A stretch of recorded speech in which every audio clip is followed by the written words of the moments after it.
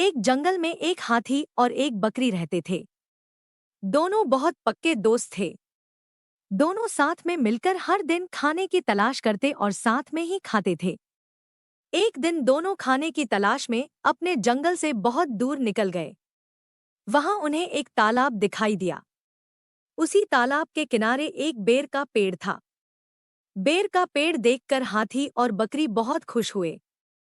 वह दोनों बेर के पेड़ के पास गए। फिर हाथी ने अपनी सूंड से बेर के पेड़ को जोर से हिलाया और जमीन पर ढेर सारे पके हुए बेर गिरने लगे। बकरी जल्दी जल्दी गिरे हुए बेरों को इकट्ठा करने लगी।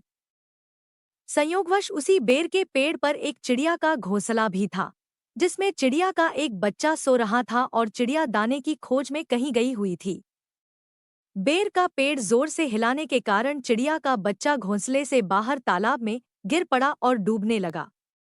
चिड़िया के बच्चे को डूबता हुआ देखकर उसे बचाने के लिए बकरी तालाब में कूद गई, लेकिन बकरी को तैरना नहीं आता था। इस वजह से वह भी तालाब में डूबने लगी।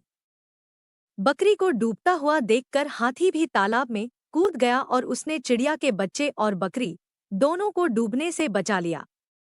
इतने में चिड़िया भी वहां पर आ गई थी और वह अपने बच्चे को सही सलामत देखकर बहुत खुश हुई। उसने हाथी और बकरी को इसी तालाब और बेर के पेड़ के पास रहने के लिए कहा।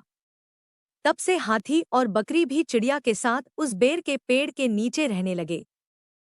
कुछ ही दिनों में चिड़िया का बच्चा बड़ा हो गया।